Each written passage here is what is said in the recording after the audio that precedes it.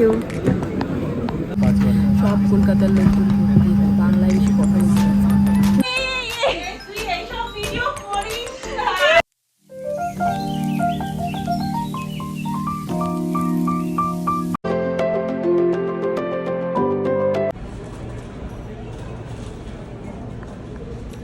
Hello everyone, welcome to a new blog of madly বাঙালি।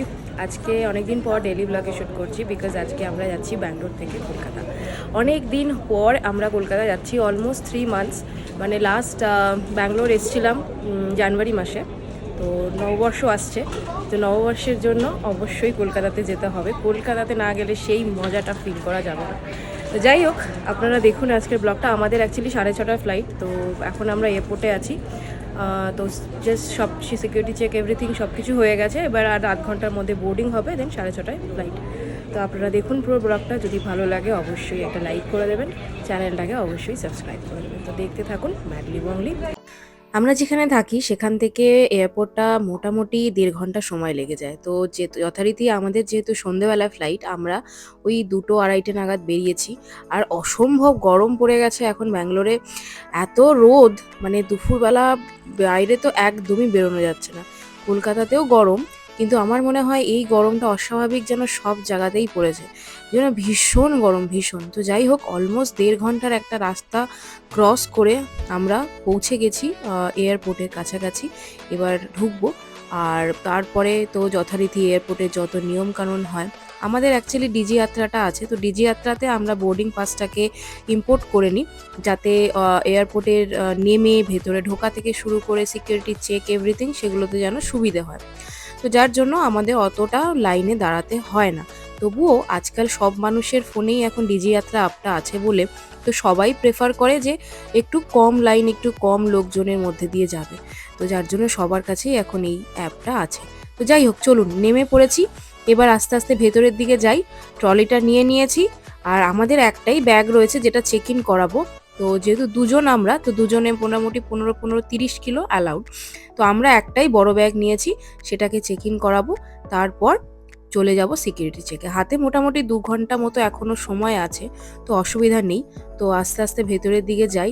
এটা হচ্ছে ব্যাঙ্গালোরের টার্মিনাল 1 এয়ারপোর্ট। টার্মিনাল 2 এয়ারপোর্টটা তো আপনারা দেখেইছেন, সেটা অস্বাভাবিক সুন্দর একটা এয়ারপোর্ট বানিয়েছে। বাট এটা হচ্ছে টার্মিনাল 1। তো আমরা সিকিউরিটি চেক করিয়ে ভেতরে যখন এলাম, সব থেকে আমার ভালো লাগে যেটা, সেটা হচ্ছে এয়ারপোর্টের ভেতরে এই দোকানগুলো কি সুন্দর লাগে। আর আমি এয়ারপোর্টে আসলেই মোটামুটি কিছু না কিছু কিনে নিয়ে যাই, সে মিষ্টি হোক কি টুকটাক জিনিস হোক, যাই হোক সেগুলো টুকটাক কিনে নিয়ে যাই। চলে এসেছি আনন্দের দোকানে, এখান থেকে মাইসোর পাক নেব।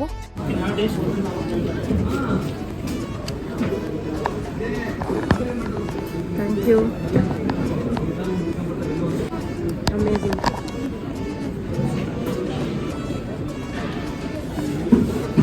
মাইসোর পাকই নেব। ধারবার পেড়া আছে আনন্দের। অ্যামেজিং। এটা একটা নেই। Hand, I don't know what is this.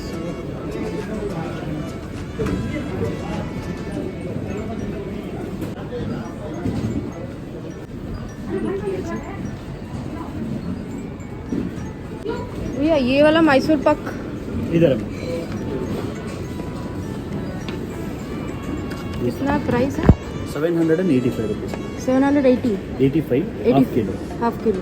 और वो धारवाड़ पेड़ा कितना? धारवाड़ पेड़ा 695 हाफ किलो। ये दो मुझे दे दीजिए। আনন্দের ব্র্যান্ডটা খুব খুব খুব পপুলার একটা ব্র্যান্ড ব্যাঙ্গালোরে। নন্দিনীটাও খুব খুব ফেমাস, কিন্তু নন্দিনীর দোকানটা আমি এখানে দেখলাম না। তো আনন্দের পেড়া বা আনন্দের মাইসোর পাকও ভীষণ ভালো খেতে। তো নিয়ে নিয়েছি 1 বাক্স মাইসোর পাক, আর সাথে নিয়েছি ধারবাড় পেড়া, ভীষণ ভালো খেতে। চলুন এবার যাই, অন্য দোকানগুলো ঘুরে আপনাদেরকে দেখাই। এটা হচ্ছে ফরেস্ট এসেনশিয়ালসের একটা দোকান, আর ভীষণ ভীষণ ভালো কসমেটিক্সে স্কিন কেয়ারের প্রোডাক্ট পাওয়া যায় এদের। এরপর একটু ওদিকটাতে যাই, কারণ আমাদের 37 নম্বর গেটে যেতে হবে, যেখান থেকে আমাদের টেক অফ হবে ফ্লাইট। তো এখানে ইন্ডিয়ান ট্রেডিং কোম্পানির একটা বেশ ভালো দোকান আছে, খুব ভালো কালেকশন। নটরাজের মূর্তিটা দেখুন কি অস্বাভাবিক সুন্দর লাগছে দেখতে, তাই না? প্রত্যেকটা আর্টস অ্যান্ড ক্রাফটসের কি ভালো লাগছে দেখতে। তবুও এয়ারপোর্ট থেকে এগুলো না নিয়ে আমার মনে হয় একটু বাইরে থেকে নিলে একটু সস্তায় হতে পারে। যাই হোক, ছবিগুলো ভীষণ সুন্দর লাগছে দেখতে, সেজন্য বারবার ক্যামেরা ঘুরিয়ে যেন দেখতে ইচ্ছা করছে। এই টার্মিনাল 1 যে এয়ারপোর্টটা আছে সেটাতে আমি জেনারেলি একবার কি দুবার হয়তো এসছি, আমার ঠিক মনে পড়ছে না, কিন্তু এতটা ঘুরে আমি আগে দেখিনি। ভীষণ ভাল লাগছে দেখতে, কারণ ওর প্রচুর দোকান আছে। আর এই রাস্তাটা ধরে এখন আমাদের সোজা যেতে হবে 37 নম্বর গেটে।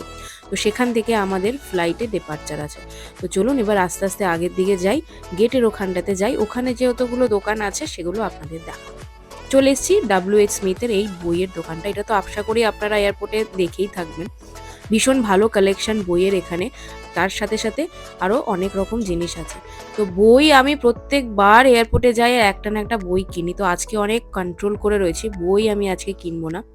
আজকে চলে এসেছি মিনিসোতে। পাশে একটা মিনিসোর বড় স্টোরটা দেখে আর লোভ সামলাতে পারলাম না, একবার ঢুকতেই হবে। চলুন দেখি ওদের কি কি কালেকশন আছে। বেশ ভালো লাগে মিনিসোর। যেটা সব থেকে ভালো লাগে সেটা হচ্ছে খুব কিউট, মানে প্রত্যেকটা প্রোডাক্টই ভীষণ সুন্দর, মানে দেখতে এত ভালো লাগে, খুব কিউট। তো শপিং না করে এখান থেকে মনটা যেন মানতে চাইছে না। তো চলুন কিছু না কিছু কেনা যাক। হাতে একটা বাক্স নিয়ে নিয়েছি, এবার টুকটুক করে জিনিসপত্র আস্তে আস্তে তোলা শুরু করব, যেটা যেটা মনে হবে পছন্দ হচ্ছে বা কাজে লাগবে। কোনো কোনো দোকানে মোটামুটি ডিউটি ফ্রি বলে অপশান লেখা থাকে, কিন্তু ইন্টারন্যাশনাল এয়ারপোর্ট যেগুলো সেগুলোতে এরকম ডিউটি ফ্রি অপশান থাকে, মানে যেখানে আপনার ট্যাক্সটা দিতে লাগে না। তো সেখান থেকে আপনি উইদাউট ট্যাক্সে এয়ারপোর্ট থেকে জিনিস কিনতে পারেন। কিন্তু জেনারেলি কি হয়, এয়ারপোর্টে জিনিসের দাম একটু বেশি হয়, সে খাবারই বলুন বা অন্যান্য কোনো জিনিস।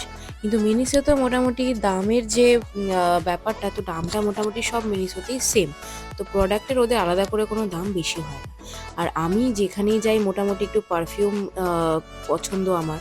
তো সব জায়গায় চেষ্টা করি একটু পারফিউম নেওয়ার। তো মোটামুটি মিনিসো থেকেও আমি একটা পারফিউম নিয়ে নিয়েছি। ভীষণ সুন্দর একটা গন্ধ। তো চলুন, মোটামুটি বাক্সটা ভরেই গেছে। আর এই চাবির রিংগুলো দেখুন কি কিউট লাগছে দেখতে, ভীষণ কিউট মিনিসো। আমি এখানে একটু এলাম একটা রঙের বক্স কিনবো, মানে আমার যে ননদ আছে তো তার ছেলে, সে খুব সুন্দর, মানে ইবুকে তো আপনারা চেনেন, ইবুর ভিডিও আপনারা আমার ব্লগে দেখেছেন। তো ইবু কিন্তু খুব ভালো পেন্টিং করে, তো ওর জন্য আমি একটা কালার পেন্সিলের বক্স নেব বলে এদিকটাতে এসেছি। তো এই অয়েল পেন্টিংয়ের বক্সটা নিলাম। তো চলুন এবার বিল করাই। তো বিলের সেকশানে এসেও মোটামুটি মনটা যেন আর থামছে না, হাতটা নিষ্পিস করেই যাচ্ছে, কিন্তু আর কিছু নেব না। এই যে অলমোস্ট বিল হয়ে গেছে। চলুন এবার একটা কফি নেব, নিয়ে যাব ও যেখানে বসে আছে সেদিকটাতে যাব। এবার বোর্ডিং স্টার্ট হয়ে যাবে।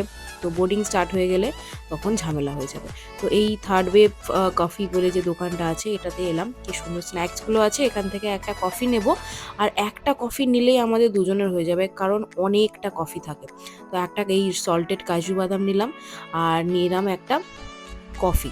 তো একটা রেগুলার কফি নিয়েছি, ওনাকে বললাম 2টো কাপ এক্সট্রা দিয়ে দিন, আমরা দুজনে মিলে ভাগ করে খাবো।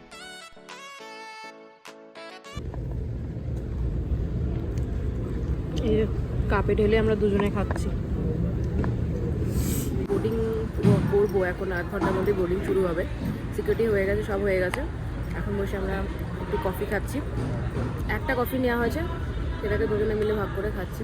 যাই হোক, বোর্ডিং স্টার্ট হয়ে গেছে আর আমরা সব রকম ফর্মালিটিস ক্লিয়ার করে এবার আস্তে আস্তে ফ্লাইটের দিকে চলেছি। তো ফ্লাইটের শিডিউল টাইম হচ্ছে 6:30। তো ওরা মোটামুটি 6টা নাগাদই সবাইকে বোর্ডিং করিয়ে দিচ্ছে। তো হয়তো ভেতরে গিয়ে ওয়েট করাবে বা টাইম হলে তারপরে ছাড়বে, বা টাইমের আগেও হয়তো ছেড়ে দিতে পারে। স্পাইস জেটের ফ্লাইটগুলো একটু বড় হয় সাইজে, তো ওদের মোটামুটি অনেকগুলো করে সিট থাকে। আমাদের সিট একদম শেষের দিকে। চলুন যাই। বসে পড়েছি আর ফ্লাইটটা ছাড়ার সময় হয়ে এসছে। 6:30 শিডিউল ডিপার্চার ছিল, বাট হয়তো তার আগেই ছেড়ে দেবে। তো যাই হোক, আর এরপর কলকাতা পৌঁছে দেখা হবে। কলকাতা পৌঁছতে অলমোস্ট 9টা হয়তো বেজে যাবে, 2.5 ঘন্টা লাগে। দেখা যাক কী হয়। ওখানে দেখে থাকুন ব্যাগটা।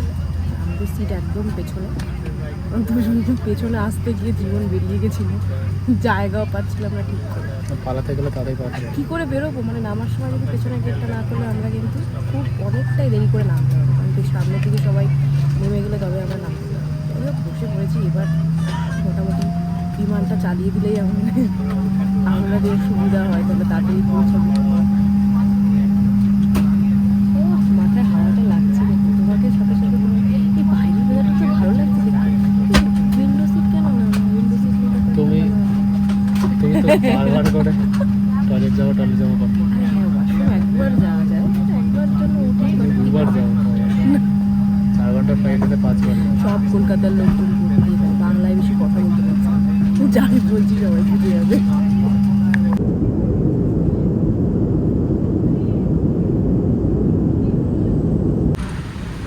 এই জাস্ট আমরা কলকাতা এয়ারপোর্টে নামলাম, ব্যাগের জন্য দাঁড়িয়ে আছি। তো ব্যাগেজের বেল্টে দাঁড়িয়ে আছি, ব্যাগটা নেব, দেন বাড়িতে যাবো। ও, কতদিন পর কলকাতা, মানে হোম সুইট হোম। এই যে ব্যাগেজের বেল্টে দেখতে পাচ্ছেন, সময় এখন বাজে 9:11। আর এই যে সবাই এখন লাইন দিয়ে দাঁড়িয়ে আছে বেল্টের জন্য, এই ব্যাগের জন্য, সরি। যাই হোক, বাড়ি পৌঁছে গেছি। কলকাতা থেকে কিছু ব্লগ শ্যুট হবে এবার। আর যদি আপনাদের আজকের ব্লগটা ভালো লেগে থাকে অবশ্যই এটা লাইক করে দেবেন। ঠিক আছে, চলুন আজকে আপাতত এই অবধি। দেখি বাড়িতে যাই, বোন আছে কি না, যদি থাকে তাহলে ও ডেফিনেটলি ওকে দেখাবো, নাহলে কালকে নতুন দিনে আপনাদের সাথে দেখা হবে নতুন একটা ব্লগের সাথে। তো সবাই ভালো থাকবেন, সুস্থ থাকবেন, আর আজকের জন্য গুড নাইট আর শুভরাত্রি।